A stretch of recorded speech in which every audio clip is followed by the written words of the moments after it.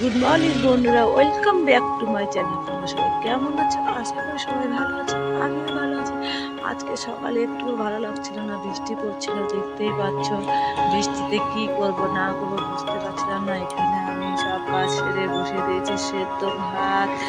আর চলো ঘরে যাই, দেখছি আমার ছোট ছেলে শুয়ে আছে, আর এখানে তোমার দাদা ভাই রেডি হচ্ছে দোকান যাওয়ার জন্য। আর এখানে আমার জন্য ছোলা আর খেজুর থুয়ে চলে গেছে, বলছে খেয়ে নেবা। খেয়ে নিচ্ছি, কেন শরীরটা অত ভালো নেই, আমার লো প্রেশার।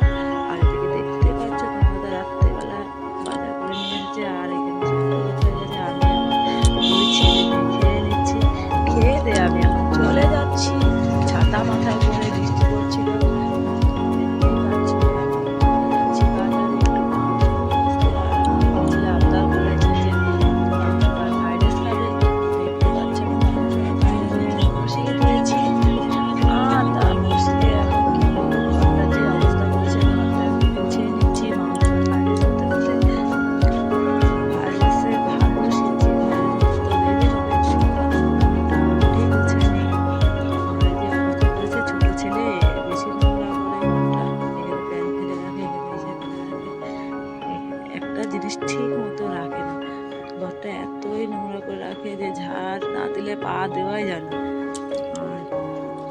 আর দেখো তার মধ্যে আমি ফ্রাইড রাইস রেডি, এখানে মাংস আর ফ্রাইড রাইস। এরপর দাদা ভাই দুপুরে এসে পড়েছে, দুপুরে আমরা খাওয়া দাওয়া করে আমি এখন চলে আসলাম দোকানে। দেখতেই পাচ্ছ দোকানটা গুছিয়ে নিলাম, গুছিয়ে নিয়ে গরমে ভালো হচ্ছে না, দাদা লস্যি কিনে দিয়েছিল, লস্যিটা আমি খেয়ে নিই।